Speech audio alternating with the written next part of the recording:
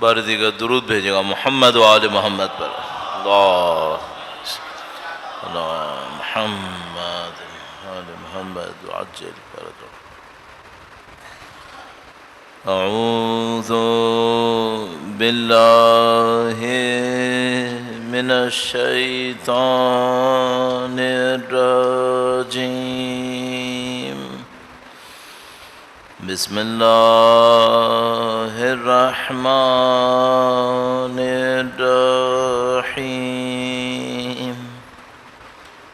الحمد للہ رب العالمین،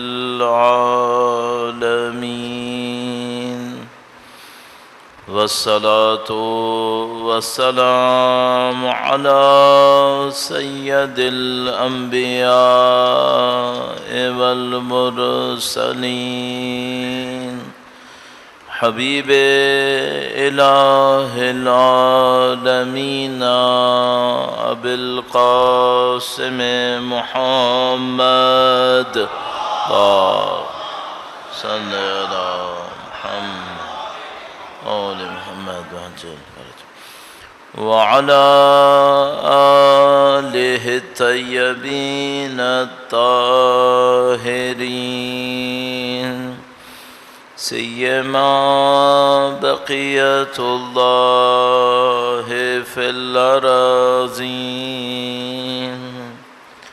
قال اللہ تعالی فی کتابہ الکریم، بسم اللہ الرحمن الرحیم، ام حسبت ان اصحاب الکہف والرقیم كانوا من آياتنا عجبا۔ درود بھیجے گا محمد و آل محمد، صلی علی محمد و آل محمد وعجل فرجهم۔ پروردگار عالم کا انتہائی لطف و کرم ہے، انتہائی احسان ہے، خداوند متعال نے ایک بار پھر زندگی میں سعادت نصیب کی، اہل بیت اطہار علیہ السلام کی ذکر کی، دین مبین کو سمجھنے کی کوشش کریں، اپنے آپ کو بہتر سے بہتر بنانے کی کوشش کریں۔ خدا نے اسی خاطر خلق کیا ہے، باقی چیزیں دنیا کی زندگی کا حصہ ہیں، کھانا پینا، سونا جاگنا، گھر، ملکیت، یہ سب کا سب چونکہ دنیا میں ہے تو یہ سب کچھ ہوگا، اصل کام یہ نہیں ہے۔ اصل کام ہم سب کو بتائے، خدا نے ہمیں خلق کیا ہے کہ ہم اچھے انسان بنیں، اللہ کی صفتوں کو اپنے اندر لے کر آئیں، اس کا پورا ایک نظام ہے۔ اور اگر کوئی یہ سمجھ رہا ہے کہ اگر میں توجہ نہیں بھی دوں گا خود بخود ہو جائے گا، خود بخود نہیں ہوگا۔ کچھ چیزیں دنیا میں خود بخود ہوتی ہیں، مثلا ایک بچہ ہو، اس کو ہم تھوڑا بھی کھانا دیتے رہیں اس کا جسم بڑھتا رہے گا، تقریباً خود بخود ہو جاتا ہے۔ تو آپ نے دیکھا ہے کہ جو لوگ بڑے بڑے محلوں میں رہ رہے ہیں ان کے بچے بھی بڑھ رہے ہیں، جو سڑکوں پہ رہ رہے ہیں ان کے بچے بھی بڑھ رہے ہیں، جو جھونپڑیوں میں رہ رہے ہیں ان کے بچے بھی بڑھ رہے ہیں، قد کاٹ بھی نکل آتے ہیں، سب کچھ ہو جاتا ہے۔ جو جسم تھوڑے سے بھی دیتے چلے جاؤ بڑھتا رہتا ہے، لیکن روح ایسے نہیں ہوتی، روح کے لیے محنت کرنی پڑتی ہے۔ یہ اگر یوں ہی چلتی رہے تو پھر یہ ایک ایسی گاڑی ہے جو ڈھلان پہ جا رہی ہے، بریک بھی نہیں ہے، نہیں معلوم کہاں جائے گی، اس کے اوپر محنت کرنی پڑے گی۔ تو آپ قطعاً یہ نہیں سوچیے گا کہ جیسے ہم لوگ اسکولوں میں جاتے تھے ایک کے بعد ایک کلاس چلتی رہے، پھر میں یہ ہو گیا وہ ہو گیا، تو روح کے ساتھ بھی ایسے ہی ہو جائے گا، چلتی رہے گی ہو جائے گا، نہیں ایسے نہیں ہوگا۔ اس کے لیے محنت کرنی پڑے گی، اس کے لیے ہر چیز کے اوپر سوچنا پڑے گا۔ اور کل تک جو ہم نے باتیں عرض کی تھیں اس کے اندر جو آخری پوائنٹ عرض کیا تھا، اور وہ یہ تھا کہ آپ کو اور ہمیں بے مقصد چیزوں سے اپنی زندگی کو بچانا پڑے گا۔ تو آیت اللہ بہجت کا قول عرض کیا تھا آپ کی خدمت میں کہ انہوں نے فرمایا کہ اگر کوئی شخص یہ جان لیتا ہے کہ اصل انسان کے کمالات ہیں اور ان کمالات کے لیے عبادات ضروری ہیں، اور عبادات میں سب سے اہم نماز ہے، اور نماز میں خضوع اور خشوع، اور خضوع اور خشوع کے لیے سب سے اہم یہ ہے کہ وہ بے مقصد چیزوں سے اپنے آپ کو بچائے۔ تو انہوں نے فرمایا اگر کوئی یہ بات جان لے تو معاملہ ختم ہے، پھر اس کی زندگی آسان ہے۔ اور کل یہ عرض ہوا تھا کہ اس وقت جو لغویات ہمارے پاس ہیں اس کو لغو کہتے ہیں عربی میں، یعنی بے مقصد۔ خدا متعال فرماتا ہے کہ ہم نے کائنات کو لغو خلق نہیں کیا، عبث خلق نہیں کیا۔ عرض ہوا تھا کہ جیسے کھیل کود ہے ایک حد تک صحیح ہے، 10 منٹ 15 منٹ کوئی خوش ہونے کے لیے کر لے صحیح ہے، جیسے کہ ہمارے پاس روایت بھی ہے کہ اپنے دن کے اوقات کو تقسیم کرو تو اس میں ایک وقت تفریح کا بھی ہے، جائز تفریح، لیکن حد سے زیادہ یہی کرے پھر یہ ناانصافی ہے، پھر آپ کے میرے وجود کے ساتھ انصاف نہیں ہے۔ تو مثلا میں نے مثال کی تھی کہ بھائی ہر وقت ویڈیو گیم کھیلتے رہتے ہیں، ہر وقت ویڈیوز دیکھتے رہتے ہیں، یہ زندگی کا وقت ضائع ہوتا ہے، کوئی بامقصد کام ہونا چاہیے۔ تو اب اگر کسی نے سیکھنا ہو تو ہمیں فوراً سوچنا پڑے گا کہ اس پہ عمل کیسے ہوگا۔ صرف سننے پہ اکتفا مت کریں، عمل کے لیے فوراً فیصلہ کریں۔ اور میں کئی دفعہ عرض کرتا ہوں کہ میں خود جب مثلا مجلس میں ہوتا ہوں دیکھتا ہوں فیصلے کرنا، اچھے فیصلہ کرنا آسان ہے، مجلس سے باہر نکل جائیں پھر وہ اثر نہیں ہوتا۔ سید الشہداء کے نام کا کوئی صدقہ ہے، فرش اعضاء کے اندر تاثیر ہے کہ انسان یہاں بیٹھا ہوتا ہے، ہوا اور ماحول بڑا اچھا ہوتا ہے، انسان اچھے فیصلے کر سکتا ہے، یہاں سے نکل جائے پھر بہت مشکل ہے۔ تو بیٹھے بیٹھے فیصلے کر لیا کر کہ مثلا ہمیں کون سی چیز اپنی زندگی میں کم کرنی ہے، کون سی چیز بڑھانی ہے، تاکہ انشاءاللہ مقصد حاصل ہو۔ یہ جو بات تھی کہ لغو کو ترک کرنا ہے، اس کے اوپر احادیث بھی ہیں، ایک دو حدیثیں آپ کی خدمت میں عرض کرتا ہوں، اور آج ایک اور اس سے مربوط ایک اور ٹاپک شروع کرنا چاہ رہا ہوں۔ درود بھیجے گا محمد و آل محمد پر۔ محمد محمد وعجل، سب مل کے ایک بار پھر درود بھیجے گا محمد و آل محمد۔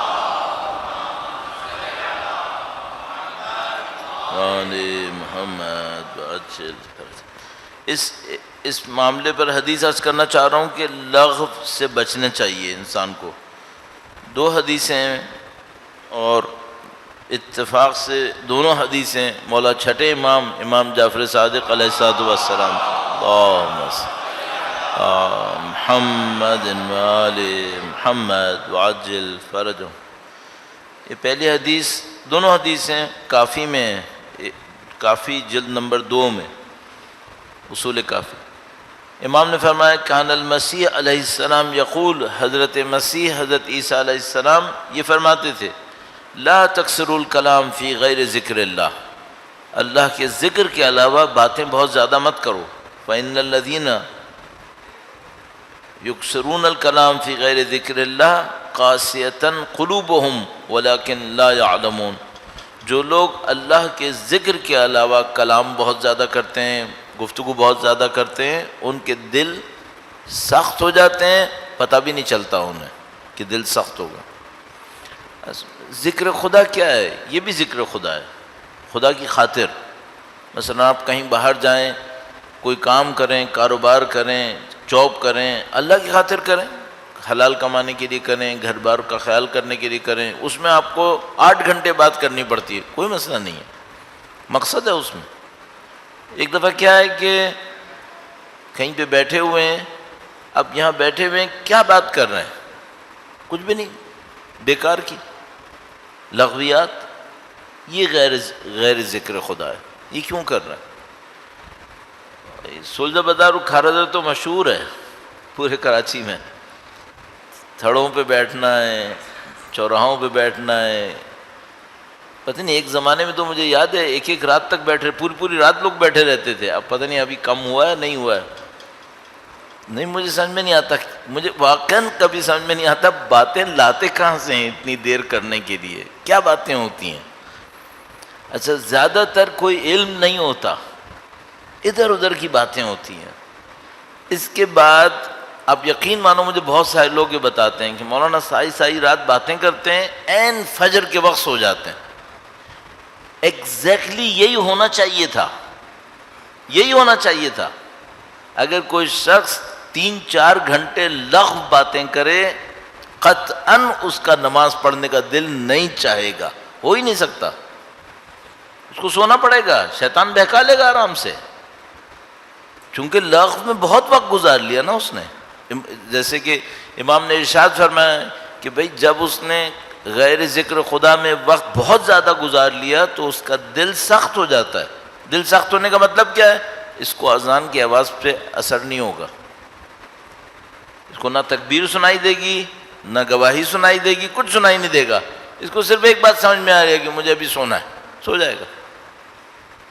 یا اگر فجر پڑھے گا بھی تو کیا مشقت سے. اچھا ابھی 4 گھنٹے سے جاگ رہا تھا، تب مشقت کیوں نہیں تھی؟ نہیں، ابھی نیند آئے گی کیونکہ اس نے اپنے دل کو سخت کیا ہے. ہم لوگ یہ سمجھتے ہیں یہ شاید باڈی کا میکینزم ہے، نہیں، باڈی کا میکینزم نہیں ہے، یہ قلب کا میکینزم ہے، روح کا میکینزم ہے. یہ چونکہ ایک غلط کام کے اوپر وقت لگ گیا ہے، اب یہ عبادت اچھی نہیں کر سکتا. اس کے اوپر آپ غور کریں اور پھر دیکھیں اس کے اوپر اثر پڑتا ہے نہیں پڑتا. دوسرا ایک اور قول امام سے، ما من مجلس یجتمع فیہ ابرار و فجار فیقومون علی غیر ذکر اللہ عز وجل الا کان حسرۃ علیہم یوم القیامہ. پہلی روایت میں فرمایا تھا کہ اگر ذکر خدا کے علاوہ وقت گزارو گے تو دل سخت ہو جائے گا، پتہ بھی نہیں چلے گا. ایسے جب کسی کا دل سخت ہوتا ہے تو کیا ہوتا ہے؟ قاسیۃ قلوبہم. کیا ہوتا ہے اس سے؟ دل سخت ہونے کا مطلب یہ عبرت نہیں آتی، دل سخت ہونے کا مطلب یہ نصیحت نہیں آتی، دل سخت ہونے کا مطلب ایک یہ بھی ہے کہ ذکر خدا کے لیے خواہش نہیں ہوتی، نہیں چاہتا. یہ دل سخت ہونے کا مطلب. اچھا کسی کا دل بہت سخت ہوتا ہے تو کیا ہوتا ہے؟ امام فرما رہے ہیں کہ جب بھی کوئی شخص کسی ایسی مجلس میں بیٹھے، ایک محفل میں بیٹھے جس میں کچھ لوگ ابرار ہیں، کچھ لوگ فجار ہیں، سارے مومن نہیں ہیں، کچھ لوگ اچھے لوگ ہیں، کچھ لوگ فاسق و فاجر بھی ہیں. البتہ ہماری اصطلاح میں جس کو مومن کہتے ہیں، خدا نہ کرے نعوذ باللہ ہو اور فاسق و فاجر بھی ہو، یہ بھی ممکن ہے کہ ظاہراً تو امیر مومنین کو مانتا ہے، عمل میں نہیں مانتا ہے، فاسق و فاجر ہے. تو امام فرما رہے ہیں کہ اگر کوئی محفل ایسی ہو جس میں کچھ لوگ جمع ہوں، اس میں کچھ لوگ ابرار ہوں، کچھ لوگ فجار ہوں، فسق و فجور کرتے ہیں، فَيَقُومُونَ عَلَى غَيْرِ ذِكْرِ اللَّهِ، اور یہ باتیں ساری کرتے ہیں غیر ذکر خدا میں. بیٹھیں دین کے اوپر بات کریں، بھلائی کے اوپر بات کریں، اچھائی پہ بات کریں، کوئی مسئلہ نہیں ہے. چلو میں کہتا ہوں قرآن کی تفسیر نہ کریں، اچھائیوں پہ بات کر لیں کہ بھئی معاشرے کے اندر کسی کی مشکل کو آسان کرنے کے لیے ہم بیٹھے ہیں، چلو اچھی بات ہے، یہ بھی ذکر خدا ہے. مثلا کہیں بیٹھیں کہ بھئی فلاں آدمی غلط کام کر رہا ہے، اس کو کیسے روکنا ہے، یہ بھی اچھی بات. لیکن یہ کس کے لیے بیٹھتے ہیں؟ میں جب اسلام آباد میں ہوتا ہوں تو یہ کہتا ہوں، یہاں پہ نہیں کہتا یہاں پہ بیوروکریٹ اتنے نہیں ہیں، وہاں پہ جب بھی بیوروکریٹس بیٹھتے ہیں اس پہ اوپر ڈسکشن کرتے ہیں کس کی پوسٹنگ کہاں ہونے والی ہے، کس کی پریویلیجز کیا پہنچی ہیں، کس کو اور کہاں سے مل سکتا ہے، ساری باتیں یہ کرتے ہیں. تو دنیا اور دوسرے لوگ ہیں، سب بزنس مین ہیں، آپ لوگ مثلا بزنس کر رہے ہیں، کام وام کرتے ہیں، تو یہ سب بیٹھیں گے کیا باتیں کریں گے؟ کون سا پروڈکٹ کہاں سے اٹھانا ہے، کس کو بیچنا ہے، کس کی دکان کتنی چمک رہی ہے، کس کا کاروبار دبا ہوا ہے، اس کو یہ کر دو، اس کو وہ کر دو، اس کو اٹھاؤ، اس کو بٹھاؤ، ساری باتیں یہ ہیں. خدا کہاں ہے؟ اچھائی کہاں ہے اس میں؟ اور لغو کیا ہے؟ فلموں کے اوپر باتیں چل رہی ہیں، کھلاڑیوں پہ باتیں چل رہی ہیں، ایکٹرز کے اوپر باتیں چل رہی ہیں، مرنا نہیں ہے. امام فرما رہے ہیں جب بھی کوئی محفل ایسی ہو جس میں کچھ لوگ جمع ہوں، کچھ لوگ ابرار ہیں، کچھ لوگ فجار ہیں، اور باتیں جاری کرتے ہیں غیر خدا کے لیے، امام فرما رہے ہیں یہ مجلس یقیناً ان کو قیامت کے دن حسرت میں مبتلا کرے گی کہ کاش نہ بیٹھے ہوتے، کاش نہ بیٹھے ہوتے. یہ حسرت کریں گے قیامت میں کہ کاش اس میں نہ بیٹھے ہوتے. ابھی بیٹھنے کے لیے بھاگے بھاگے جائیں گے، اپنی نیند سے کاٹیں گے، اپنے بیوی بچوں کو ٹائم نہیں دیں گے، وہاں جا کے ٹائم دیں گے، کیا حاصل کرنے کے لیے؟ حسرت. ابھی ان کو اندازہ ہے نہیں. ابھی باتوں کے مزے لیتے ہیں. کیوں کرتے ہیں اللہ جانتا ہے. دنیا سے بھی جاتے ہیں, آخرت سے بھی جاتے ہیں. کوئی بیٹھو, کوئی فن سیکھ لو, کوئی اسکل سیکھ لو, اپنے روزگار میں کوئی بہتری کر لو, چلو کوئی بات نہیں, وہ سب نہیں ہے. تو یہ دو روایتیں دونوں بتا رہی ہیں کہ اس طرح بیٹھنا اٹھنا بیٹھنا جس کے اندر ذکر خدا نہیں ہے, مقصد نہیں ہے, یہ صرف انسان کو ہدف سے دور کرے گی. اس کے دل میں سختی آئے گی, اس کے اوپر نصیحتوں کا اثر نہیں ہوگا, اس کے اوپر مجلسوں کا اثر نہیں ہوگا, آہستہ آہستہ دور ہوتا چلا جائے گا. پھر ایک اور مصیبت آئے گی. یہ ابھی نہیں جاگے گا. یہ کب جاگے گا؟ جب اس کی اولاد دور جائے گی. اس کے بعد کہے گا مولانا ہم تو ایسی جگہ پہ رہتے تھے, وہاں اتنی مجلسیں ہوتی تھیں, ہماری اولاد کو کیا ہو گیا؟ اسے کچھ نہیں ہوا ہے, یہ تم نے پالا ہے, یہ تمہارے دل کا اثر ہے جو اس کے اوپر ہو رہا ہے. کیوں وقت ضائع کرتے تھے؟ اللہ کے بندے بنتے. دیکھیے ابھی میں بتا رہا ہوں, سمجھانا بہت مشکل ہے. اب آپ کو اور ہمیں اس کو چینج کرنا پڑے گا. نہیں چینج کریں گے ہمیں نمازوں میں مزہ نہیں آئے گا, ہماری عبادتیں ایسی رہیں گی, خدا نہ کرے نعوذ باللہ. اب اس میں اس کو بھی عرض کرتا چلوں کہ بھائی ممکن ہے کوئی کہے مولانا اتنے بڑے بڑے مسائل پڑے پاکستان میں, ہمارے معاشرے میں, آپ صرف اس کے اوپر محنت کر رہے ہیں کہ نماز بہتر ہو جائے, آپ یہ کیوں کر رہے ہیں؟ تھوڑا سا اس کا لنک بھی عرض کر دیتا ہوں. درود بھیجے گا محمد و آل محمد,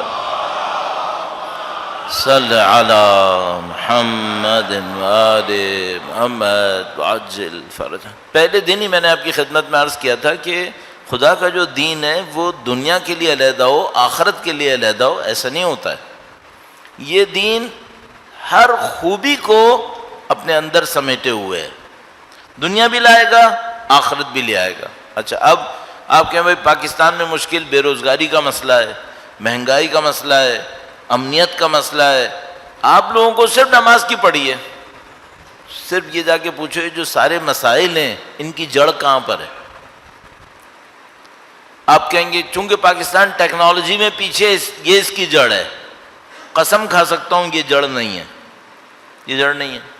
آپ کہیں گے ایجوکیشن میں پیچھے ہیں, یہ بھی جڑ نہیں ہے. ان میں سے کوئی اصلی مسئلہ نہیں ہے. اصلی مسئلہ کیا ہے؟ نفس پرست ہے, یہ اصلی مسئلہ ہے. اچھا آپ کہیں گے مولانا وہ مغربی دنیا میں ویسٹرن کنٹریز میں بھی وہ بھی تو سارے نفس پرست بیٹھے ہیں, تو ان کے ہاں کیوں اچھائیاں ہیں, پھر وہاں پہ کیوں اچھائیاں, برائیاں اس طرح سے نہیں ہیں جس طرح سے ہمارے یہاں ہیں. انہوں نے اپنی نفس پرستی میں بھی اپنی قوموں کو کچھ اصول سکھا دیے, اور ہمارے ساتھ یہ ستم کیا کہ ہماری قوم کو وہ اصول بھی نہیں سیکھنے دیے. سسٹم ایسا بنا کے دیا یہ بھی نہیں سیکھ پاؤ گے. یہ میں آپ کو جو بتا رہا ہوں اس کو خوب سوچنے سمجھنے کی بات بتا رہا ہوں. آئسولیٹڈ میں بھی نہیں ہوں, تقریباً پوری دنیا میں سفر کرتا ہوں. کیا کیا ان لوگوں نے؟ انہوں نے بہت زبردست کام کیا اپنے طور پر. انہوں نے اس کی ایک مثال عرض کر دیتا ہوں تاکہ یہ ابہام تھوڑا سا ختم ہو. وہ یہ کہ آپ مثال کے طور پر کسی بندے کو دیکھتے ہیں وہ علاقے کا سب سے بڑا بدمعاش ہوتا ہے. مثلاً 10 محلوں پر اس کی بدمعاشی چل رہی ہے, 15-20 محلوں کے اوپر. اچھا خود اس کی گلی میں بدمعاشی ہو پائے گی؟ نہیں, وہاں سب کام سیدھے ہوں گے. کیوں؟ یہ اس کا گھر ہے, یہاں نہیں چلنے دے گا کسی کی, یہاں کام سیدھے رکھے گا. باقی جگہوں پہ کیا ہے؟ باقی جگہوں پہ غلط کرے گا. ان لوگوں نے یہ کیا ہے. پوری دنیا کا چوری کا مال, پوری دنیا کا چوری کا مال جس جگہ سب سے زیادہ جاتا ہے وہ یہی ملک ہیں, یہی انگلینڈ, یہی امریکہ, یہی کینیڈا. سب سے زیادہ چوری کا مال یہاں جاتا ہے. اگر وہاں پہ بھی امن نہیں ہوا تو کوئی اپنا مال کیوں لائے گا؟ جو پوری دنیا کا ہم لوگ ایک اس طرح سمجھتے ہیں, وہ کیا کہتے ہیں, ہم لوگ کہتے ہیں بلیک منی کا پارکنگ لاٹ, بلیک منی کا پارکنگ لاٹ. تو دنیا میں جو سب سے اچھا پیٹرن اس نے بنایا وہ بنایا یو کے نے. ساری دنیا کے اسمگلرز وہاں گھر لیتے ہیں, پیسہ لگاتے ہیں. یہ جو ابھی یوکرین کی جنگ ہوئی تو ان کو رشین ایک بندہ نظر آنے لگا, اس کے پیوٹن سے تعلقات ہیں, اس کا یہ ہے, اس کا وہ ہے, اس کی اتنی بڑی پانی کا جہاز ہے. اور اچھا جب یہ پیسہ لا رہے تھے تب کیا کچھ اچھے لوگ تھے؟ یہ اس وقت اسمگلرز نہیں تھے، یہ پتا تھا کہ ہیں، اس وقت پیسہ لا رہے تھے، کیا مشکل ہے؟ کوئی پوچھتا ہے کہ ہیومن رائٹ کہاں گئے؟ ابھی وہی جس کے نام کے آگے پتہ نہیں کتنے قتل لکھے ہوئے ہیں، یمن کے 10,000 لوگوں کا قتل اس کی گردن پر ہے، وہ ابھی سرکاری مہمان بن کے انگلینڈ جائے گا، یو کے جائے گا۔ کہاں گیا ہیومن رائٹس؟ پیسہ ہے، پیسہ چاہیے۔ تو یہ پوری دنیا کا پیٹرن ہے، یہی پیٹرن عرب ملکوں نے بنایا ہے، دبئی نے بنایا ہے، اسی کے اوپر بنا ہے۔ اس مقدس کو بولتے ہیں لے آؤ پیسہ، کوئی مسئلہ نہیں، کوئی پوچھنے والا تھوڑی ہے۔ اس خاطر وہاں صحیح رہے گا سب کچھ، وہاں گڑبڑ نہیں کریں گے، پیسہ وہاں پہ لانا ہے، باقی دنیا کو ادھیڑ کے رکھ دیں گے۔ ایک اور مسئلہ ہے، اگر پاکستان میں سب کچھ صحیح چلتا رہے، یہاں سے کوئی پیسہ لے کے وہاں جائے گا؟ پھر کیوں لے کے جائے گا؟ ایسا اگر چھوٹی چھوٹی باتیں اگر پی آئی اے تباہ نہیں ہوتی نا تو ایمریٹس نے نہیں بننا تھا، بہت ساری ایئر لائنز نے بننا ہی اسی وقت تھا جب اس نے تباہ ہونا تھا، کیونکہ ان کے بنانے والے یہی لوگ تھے۔ یہاں کی بینکنگ انڈسٹری نے تباہ ہونا تھا تو بہت سارے ملکوں کے بینکوں نے بننا تھا، چونکہ ان کو بنانے والے یہیں کے لوگ تھے۔ یہ ڈرامہ چلتا رہتا ہے۔ اب ہم پاکستانیوں کے ساتھ کیا مشکل ہے اپنے ملک کے اندر؟ ہم لوگ اس نفس پرستی کے دوڑ میں اندھے ہو کر بھاگے جا رہے ہیں، اور پیچھے جو لوگ تباہ کرنے کے پیچھے پڑے ہوئے ہیں، جن کا مفاد اس میں ہے کہ پاکستان تباہ ہوتا رہے، وہ کرتے رہیں گے، ہم بھی نہیں سمجھ پا رہے۔ اب دیکھو جو کل کیا ہوا، اب عالم ہمارا یہاں پہ آ گیا ہے کہ ہم پہلے کہتے تھے 2 بچوں نے ایک کاپی چیٹنگ کی ہے، پھر پتا چلا کہ بھائی پروفیسرز کی اپوائنٹمنٹ چیٹنگ سے ہوتی ہے، گورنمنٹ آفیسرز کی اپوائنٹمنٹ چیٹنگ سے ہوتی ہے، اب پتا چلا ملک کے قوانین بھی چیٹنگ سے بن رہے ہیں۔ اب شکوہ شکایت میں نہیں کر رہا، دکاندار پروفیسر لڑکا نہیں کر رہا، پریزیڈنٹ کہہ رہا ہے کہ مجھے چیٹ کیا ہے۔ مجھے بتاؤ یہ اتفاق سے ہو رہا ہے سب کچھ؟ نہیں، اتفاق سے نہیں ہو رہا ہوگا، یہ دھکیلے جا رہے ہیں اسی میں۔ اچھا یہ سارے دھکے ان کو دیے جا رہے ہیں، پھنسے جا رہے ہیں بیچارے، 24 کروڑ انسانوں کی زندگی عذاب میں ڈال دی ہے، جو مہنگائی آئی ہوئی ہے اس نے حشر کر دیا لوگوں کا، یہ حل کیسے ہوگا؟ ہم یونیورسٹیز بنانے کے مخالف تھوڑی ہیں، ہمارے اپنے بچے یونیورسٹیز میں پڑھ رہے ہیں، خود یونیورسٹی میں پڑھیں، لیکن یہ میں بتا دوں یونیورسٹیز بنانے سے حل نہیں ہوگا۔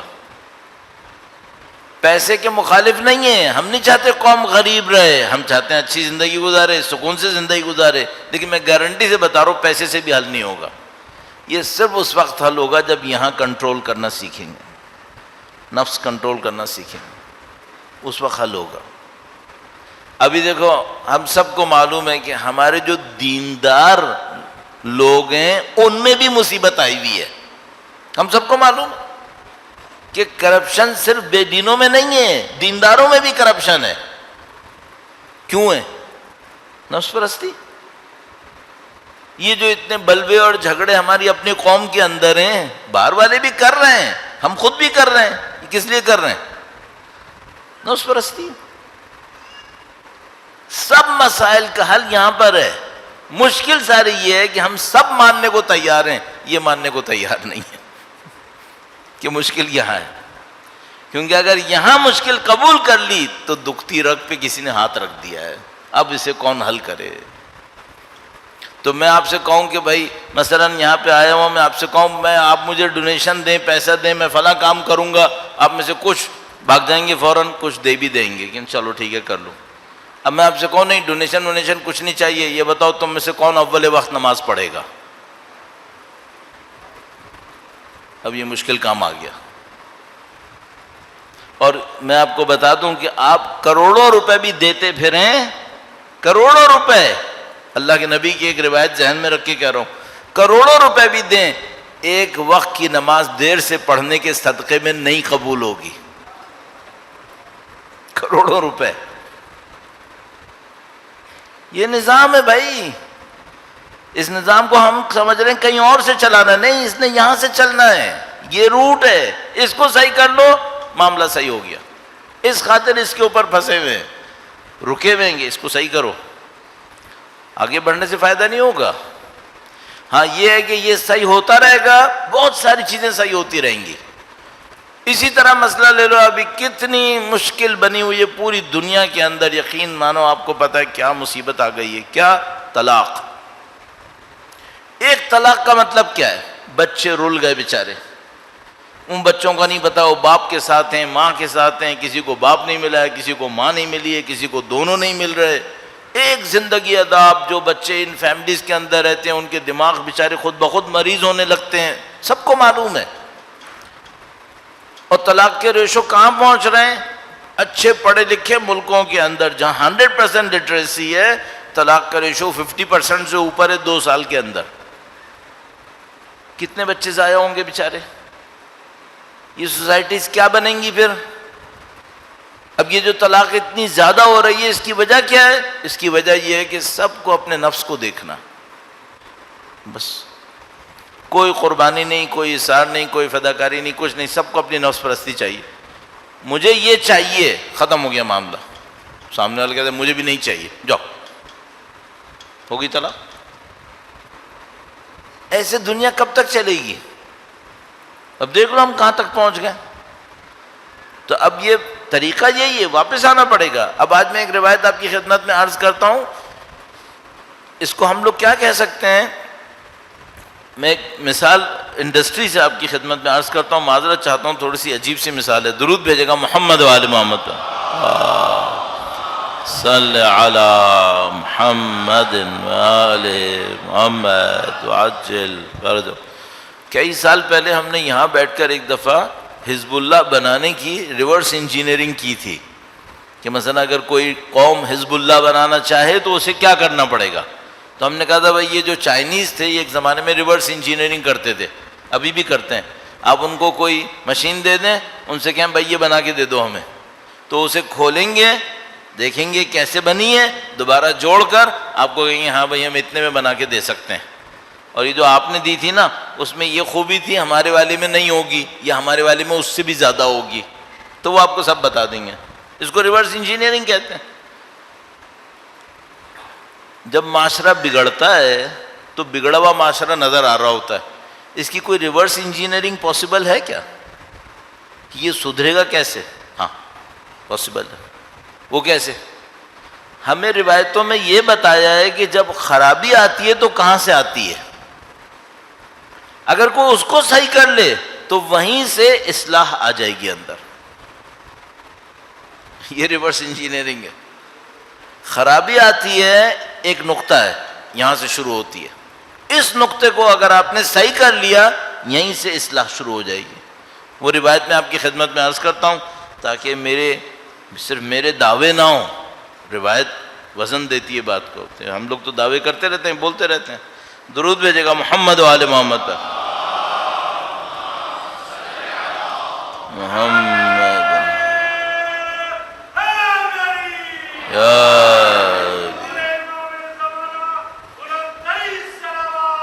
اللہم صلی علی محمد۔ وہ جو بات تھی کہ لغو باتوں کو چھوڑ دو، اس پہ ایک روایت اور بھی تھی، وہ بھی جلدی سے عرض کرتا ہوں، پھر اس ریورس انجینئرنگ والے معاملے پہ آتا ہوں۔ اللہ کے نبی نے فرمایا کہ دع ما لست منہ فی شیء ولا تنطق فیما لا یعنیک، وہ چھوڑ دو جس سے تمہیں کوئی کام نہیں ہے، تمہیں کوئی فائدہ نہیں ہے، اور وہ باتیں مت کرو جس سے تمہیں کوئی فائدہ نہیں مل پائے گا۔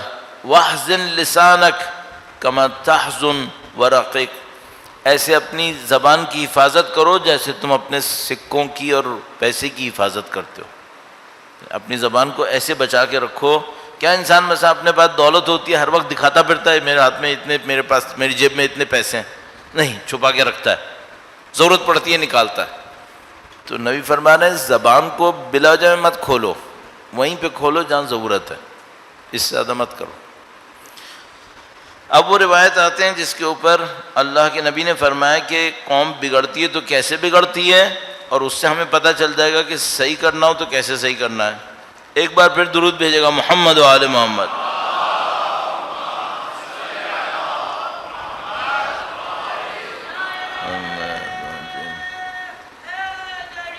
یا علی۔ فرمایا یا ابا ذر، بہت مشہور ایک روایت ہے جس میں اللہ کے نبی نے حضرت ابو ذر کو کچھ نصیحتیں کی ہیں۔ ایک روایت مشہور ہے جس میں اللہ کے نبی نے 7 نصیحتیں کی ہیں حضرت ابو ذر کو، کبھی موقع ملا تو عرض کروں گا آپ کی خدمت میں۔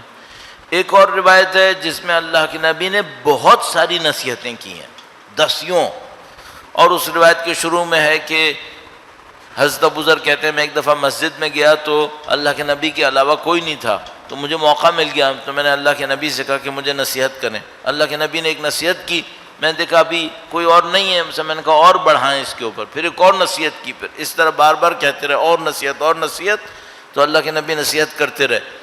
ان نصیحتوں میں سے ایک یہ ہے، فرمایا ابا ذر، یعنی یا شروع میں ہوگا یا ابا ذر ان اول شیء یرفع من هذه الامه الامانۃ والخشوع۔ فرمایا اے ابو ذر، اس امت سے جو چیز سب سے پہلے اٹھنی ہے وہ امانت ہے اور خضوع اور خشوع ہے، یہ سب سے پہلے نکلنا ہے۔ اس کے بعد فرمایا کہ ایک ٹائم آئے گا کہ تم لوگوں میں گھومو گے کہ کوئی خاشع انسان ملے تمہیں نہیں ملے گا، صحیح ہے؟ وہ ٹائم اس وقت آ گیا ہوگا یا نہیں آیا ہوگا؟ کافی پہلے آ چکا ہوگا۔ اکڑنے والے مل رہے ہیں، شوباز مل رہے ہیں، فخر فروشی کرنے والے، ہر کام کرنے والے مل رہے ہیں، اللہ سے خضوع اور خشوع رکھنے والے ملتے ہیں؟ یہ مشکل ہے۔ کیوں نہیں ہے؟ اس لیے کہ اللہ کے نبی نے فرمایا تھا جب یہ قوم بگڑے گی تو سب سے پہلے یہ اس میں سے اٹھے گا، وہ اٹھا ہوا ہے۔ اب وہ خضوع خشوع والے لوگ ختم ہو گئے، یہ اس بات کی نشانی ہے کہ بھائی بگاڑ آ چکی ہے، اب اس بگاڑ کو سنبھالنا کیسے، یہ مجھے اور آپ کو دیکھنا پڑے گا۔ اور میں مسلسل دیکھنے کی کوشش کر رہا ہوں کہ میں کہاں سے اس بات کو اور آپ کی خدمت میں عرض کروں۔ ایک دفعہ پھر درود بھیجے گا محمد و آل محمد۔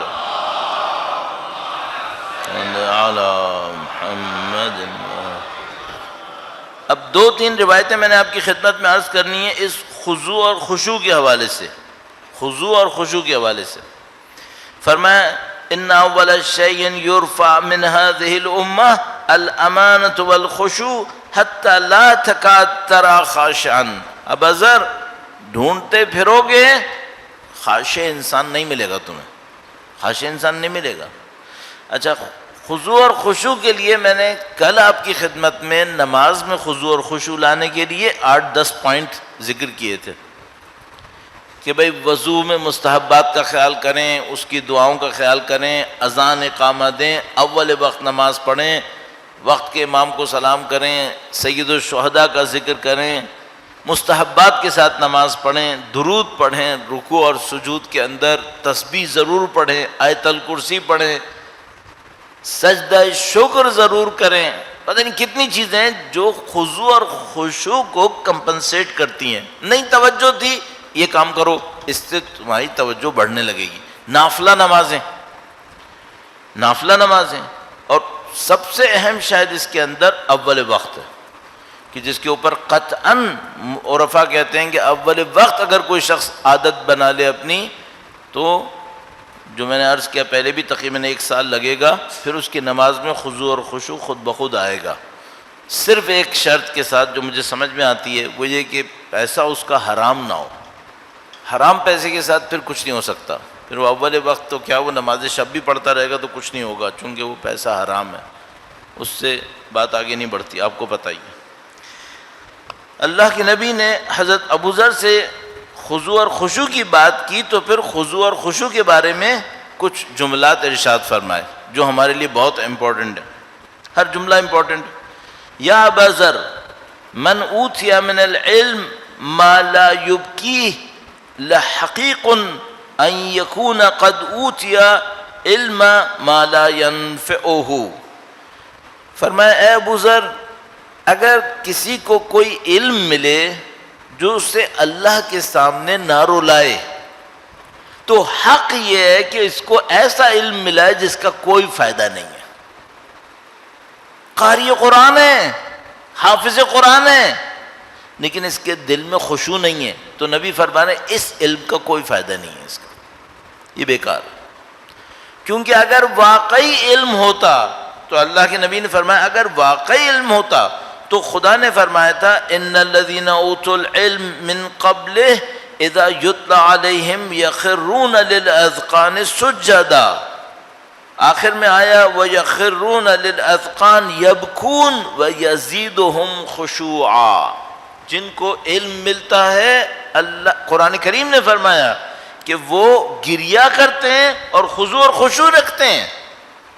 اب اگر کوئی شخص کہے کہ میں صاحب علم ہوں، میرے پاس علم بہت ہے، لیکن میری آنکھوں میں اللہ کے لیے گریا نہیں ہے، نہ میری نمازوں میں خضوع اور خشوع ہے، اس کا مطلب کیا ہے؟ علم نہیں ہے اس کے پاس، جہالت ہے، یہ اپنی جہالت کو علم سمجھ رہا ہے یہ. ورنہ قرآن کریم نے صاحب علم کی نشانی یہ بتائی تھی کہ وہ روتے ہیں اللہ کی راہ میں، اور اس کی راہ میں خضوع اور خشوع دکھاتے ہیں. اللہ کے نبی نے فرمایا یہ حضرت ابو ذر سے. تو بس پہلی نشانی یہ ہوئی کہ بھائی آپ کے پاس علم اگر اچھا ہوا تو خضوع اور خشوع کے ساتھ ہوگا، ورنہ آپ اور میں کیا کر رہے ہیں؟ وہی یحمل اسفارا، کتابیں ہیں جو لدی ہوئی ہیں، لیکن علم نہیں ہے، یہ علم نہیں ہے. اس کے بعد فرمایا یا ابا ذر من استطاع ان یبکی فلیبکی ومن لم یستطع فلیشعر قلبہ الحزن ولیتباکہ. فرمایا اے ابو ذر اگر کسی کو اللہ کی راہ میں رونا آ رہا ہے تو وہ رو لے، یعنی اچھا کام ہے، اور اگر وہ نہیں رو پا رہا تو اپنے دل میں کم سے کم غم کو احساس کرے اور کم سے کم رونے کی جیسی حالت اپنے اوپر طاری کرے. اللہ کے نبی ارشاد فرما رہے ہیں کہ کم سے کم ایسے کرے. کیوں؟ ان القلب القاسی بعید من اللہ ولکن لا تشعرون. جس کا قلب قاسی ہوتا ہے، جس کا قلب سخت ہوتا ہے، وہ اللہ سے بہت دور ہوتا ہے لیکن اس کو پتہ نہیں ہوتا ہے. اب دیکھیے دوسری دفعہ اللہ کے نبی نے بھی فرمایا اور مولا چھٹے سرکار نے جو حضرت عیسیٰ علیہ السلام سے قول نقل کیا تھا اس میں بھی آیا کہ کچھ لوگوں کے دل قاسی ہوں گے اور ان کو نہیں پتہ ہوگا. قساوت قلب کی جو بہت بڑی مشکل ہے وہ یہ کہ بندے کو پتہ نہیں ہوتا کہ میں قسی القلب ہوں. نشانی کیا ہے؟ نشانی یہ ہے کہ روتا نہیں ہے، اللہ کی راہ میں نہیں روتا. یہ کنٹرول کرنا ہے کسی طریقے سے، اس کو کنٹرول کرنا ہے کہ بھئی ہم نماز پڑھنے کھڑے ہوں، دعا پڑھیں، مناجات کریں، کچھ رونا ہے، اللہ کی طرف ہماری دل کی حرکت بڑھے. اگر وہ دل کی حرکت بڑھے گی اللہ کی طرف سے نعمتیں نصیب ہوں گی. اس سلسلے میں ایک روایت اور آپ کی خدمت میں عرض کروں گا، درود بھیجے گا محمد و آل محمد پر.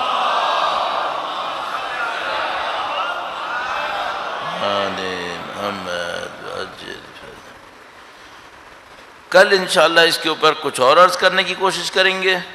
اللہ کے نبی نے ارشاد فرمایا یا ابا ذر اذا اراد اللہ بعبد خیرا، اگر اللہ کسی بندے کے لیے نیکی کروانا چاہتا ہے تو اس کو دین کے اندر علم نصیب کرتا ہے، دنیا میں زہد دیتا ہے اور اس کے نفس کے عیوب اس کے سامنے کھول دیتا ہے.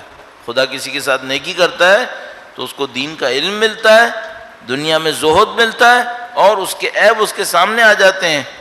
اس کے بعد فرمایا اے ابو ذر ما زہد عبد فی الدنیا، جب بھی کوئی شخص دنیا سے زہد اختیار کرتا ہے تو اللہ اس کے قلب میں حکمت کے پودے کو بو دیتا ہے. حکمت کہاں سے آتی ہے؟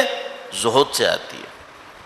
جب بھی کوئی زہد اختیار کرتا ہے، کل اس کے اوپر عرض کریں گے، آج اس کے لیے وقت نہیں ہے اب، تو خدا اس کے قلب میں حکمت کے پودے کو بو دیتا ہے، اس کی زبان پہ جاری کرتا ہے اور دنیا کی برائی اس کے سامنے کھول کے رکھ دیتا ہے. وہ سمجھ جاتا ہے کہ اس دنیا کا مرض کیا ہے اور اس دنیا کا علاج کیا ہے، اور وہ دنیا سے سالم رخصت ہو جاتا ہے دارالسلام کی طرف، دنیا سے وہ صاف ستھرا نکل جاتا ہے. اس کے بعد فرمایا اے ابو ذر خدا جب کسی کے قلب میں نور داخل کرتا ہے تو ان کے قلب کو وسیع کر دیتا ہے. تو حضرت ابوذر نے پوچھا، میں ابھی کے لیے یہ بولنا چاہ رہا تھا اس کو، اللہ کے نبی نے دل کے بارے میں بتایا، نورانیت کے بارے میں، پھر کہا جب کوئی انسان اچھائی کرتا ہے تو خدا اس کے قلب میں نور داخل کرتا ہے. جب نور داخل کرتا ہے تو قلب وسیع ہو جاتا ہے. قلب کے اوپر بہت تفصیل سے بتایا تھا پچھلے سال قلب کیا ہوتا ہے، وقت نہیں لوں گا آپ کا. پھر حضرت ابوذر نے کہا کہ اے اللہ کے نبی، اس کی کیا نشانی ہوتی ہے کہ کسی کے قلب میں نور ہے یا نہیں ہے؟ اس پہ غور کیجیے گا، کل اس کے اوپر عرض کریں گے. حضرت ابوذر نے کہا، ما علامت ذالک بابی انت و امی یا رسول اللہ، اے رسول اللہ میرے ماں باپ آپ پر فدا، اس کی نشانی کیا ہوتی ہے کہ قلب کے اندر نور آ گیا ہے؟ فرمایا، الانابہ الی دار الخلود، وہ ابدی زندگی کی طرف پلٹنے کے لیے بے چین ہو جاتا ہے. والتجافی عن دار الغرور، اور دھوکے کی اس دنیا سے اٹھنے کے لیے تیار ہو جاتا ہے. والاستعداد للموت قبل نزولہ، اور مرنے سے پہلے موت آنے کے لیے تیار ہو جاتا ہے.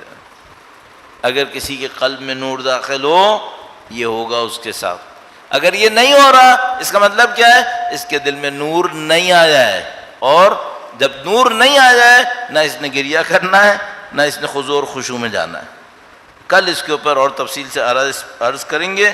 اس کے بعد ایک اور بات اللہ کے نبی نے حضرت ابوذر سے کہی کہ اے ابوذر، اللہ کا خوف اپنے دل میں رکھنا، اور یہ نہ سوچنا کہ لوگ مجھے دیکھیں گے کہ میں اللہ سے ڈرتا ہوں تو میرا احترام کریں گے. فرمایا یہ نہیں کرنا، اگر ایسا ہوا تو تمہارا قلب فاجر ہے. تو فرمایا کہ یہ نہیں کرنا کہ میں لوگوں کو دکھاؤں کہ میں لوگوں سے ڈرتا ہوں اور دل فاجر ہو، کہ اگر یہ تو اس کا کوئی فائدہ نہیں ہوگا پھر. تو اللہ کے نبی نے یہ بھی ہوشیار کر دیا کہ اب خضوع اور خشوع دکھاوے کا نہیں کرنا، دکھاوے کے خضوع خشوع کا کوئی فائدہ نہیں ہوگا، یہ تمہارے دل کی کیفیت میں آنا چاہیے. درود بھیجے گا محمد و آل محمد پر.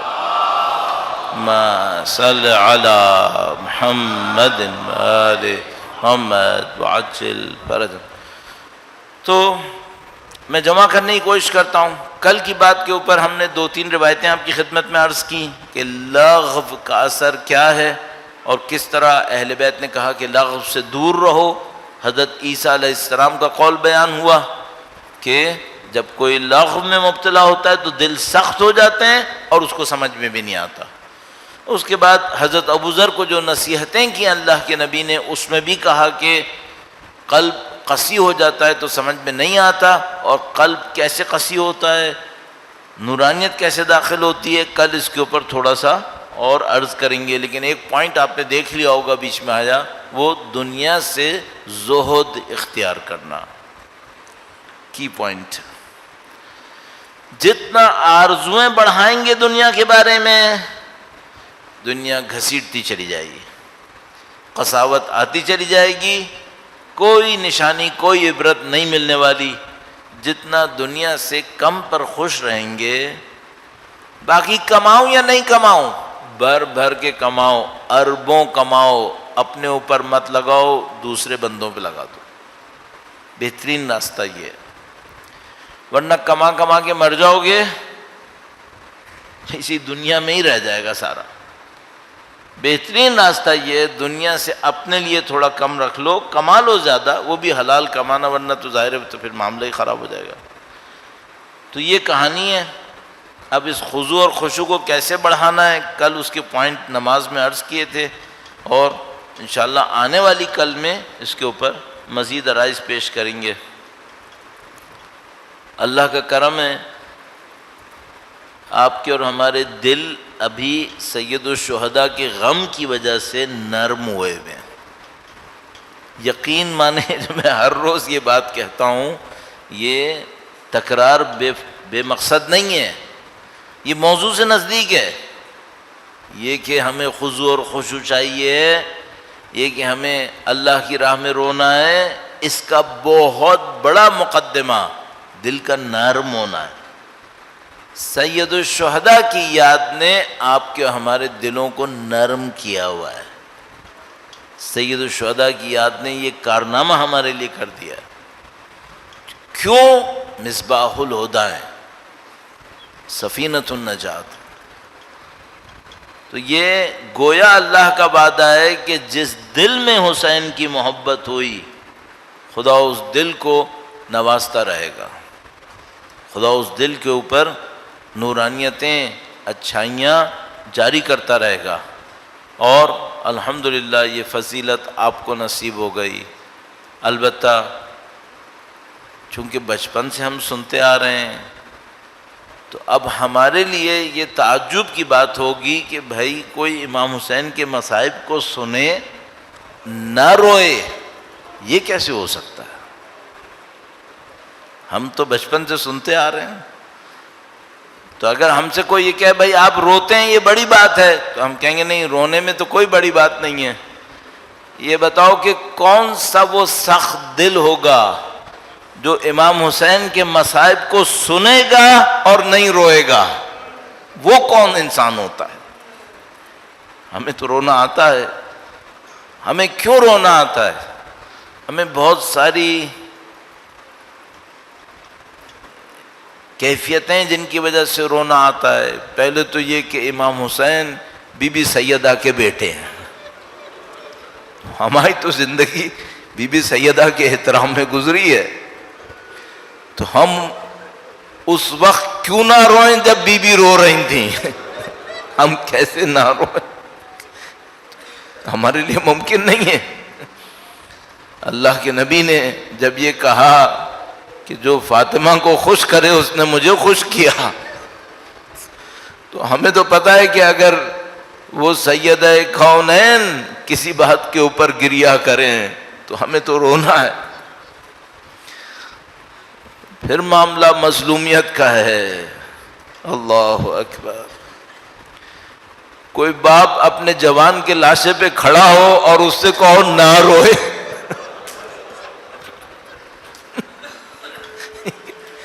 کیسے ہو سکتا؟ نہ روئے۔ سید الشہداء علی اکبر کو الوداع کریں اور نہ روئیں۔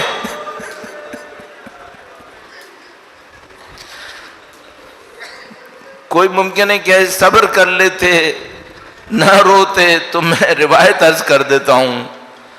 اللہ کے نبی اپنے بیٹے کو دفن کر رہے تھے، بیٹا بھی چھوٹا تھا، حضرت علی اکبر کی عمر کا تھوڑی تھا، چھوٹا بیٹا تھا رسول خدا کا۔ وہ دنیا سے رخصت ہوئے، اللہ کے نبی ان کو دفن کر رہے تھے۔ دفن کرتے ہوئے اللہ کے نبی رو رہے تھے، تو کسی نے پوچھا کہ اے اللہ کے نبی آپ کیوں اتنا رو رہے ہیں؟ تو اللہ کے نبی نے کہا اے کوہ احد، جو غم مجھ پہ ٹوٹا اگر تجھ پہ ٹوٹتا تو تو چکنا چور ہو جاتا۔ یہ اللہ کے نبی نے کہا کہ جو غم میرے اوپر ٹوٹا، اے اللہ کے نبی آپ کے بچے کو تو کسی نے شمشیر سے ٹکڑے ٹکڑے نہیں کیا تھا۔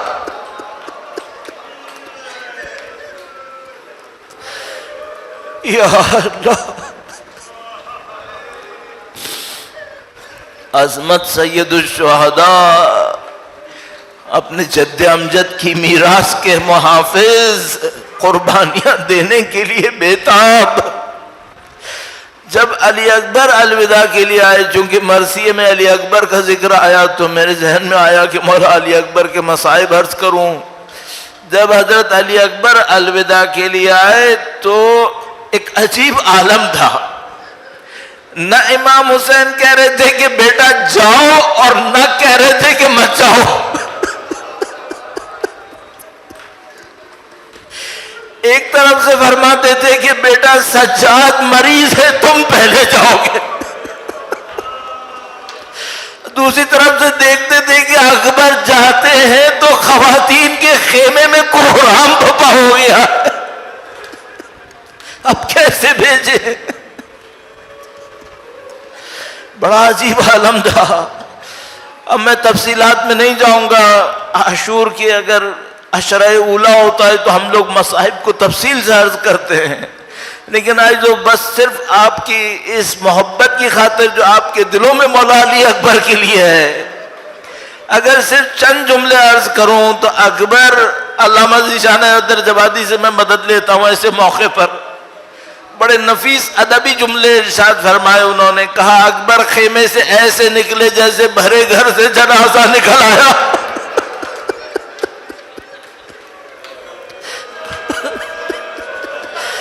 ایسے ابھی آپ رو رہے ہیں نا، کوئی دیکھے تو آئے اور دیکھے کہے کیا مشکل آ گئی ہے۔ دشمن علی اکبر کے جانے پر بیویوں کے خیمے کو دیکھتے تھے اور کہتے تھے کوئی بڑا معاملہ ہو گیا۔ علی اکبر کا جانا بہت سخت تھا۔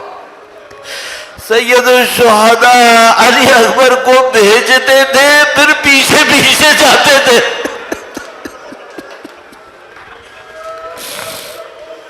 امتحان امامت، عزیزو امتحان امامت بڑا مختصر سا لفظ ہے، لیکن یہ امتحان امامت کیا ہوتا ہے؟ اب سوچئے کہ ایک وہ امتحان ہے کہ کوئی شمشیر چلانا جانتا ہے، اس سے کہو کہ نہ چلائے۔ کوئی حوض کوثر کا مالک ہو اور بچہ پانی مانگے اور نہیں دینا ہے، اور وہ آ کر کہہ بھی رہا ہے کہ پیاس لگ رہی ہے، اب بھی نہیں دینا ہے۔ نہیں بیٹا تم جاؤ، محمد مصطفیٰ تمہیں پانی پلائیے۔ یعنی علی اکبر کو اطمینان دلا دیا، بیٹا علی اکبر مرنے سے پہلے پانی نہیں ملے گا، تمہیں اس امتحان سے گزرنا ہوگا، تمہارا باپ بھی اس امتحان سے گزر رہا ہے۔ حضرت علی اکبر تشریف لے گئے۔ عزیزو بس دو روایت اور عرض کروں آپ کی خدمت میں۔ نفس المحموم میں شیخ عباس قمی نے یہ روایت لکھی ہے، کہتے ہیں علی اکبر زمین پر گرے۔ جب حضرت علی اکبر تشریف لا رہے تھے تو کوفی پیچھے ہٹ گئے تھے، جو اصحاب رسول دیکھے ہوئے تھے رسول کو، وہ سب پیچھے ہٹ گئے تھے، کیونکہ سب کہہ رہے تھے ہم شبیہ رسول پہ شمشیر نہیں چلا پائیں گے۔ اب سارے شامی جمع ہو گئے تھے۔ جب علی اکبر زمین پر گرے، عزیز شیخ عباس قمی روایت کر رہے ہیں، اب ذرا سوچنا مولا سید الشہداء یہ منظر دیکھ رہے تھے، کہا علی اکبر زمین پر گرے ہوئے تھے، دشمن گھیرے ہوئے تھے، اور شمشیریں اور نیزے اوپر جاتے تھے اور نیچے آتے تھے۔ فَقَتَلُوهُ عِرْبًا عِرْبًا، علی اکبر کو ٹکڑے ٹکڑے کیا۔ اب بوڑھے حسین آئے ہیں بیٹے کا جنازہ اٹھانے کے لیے۔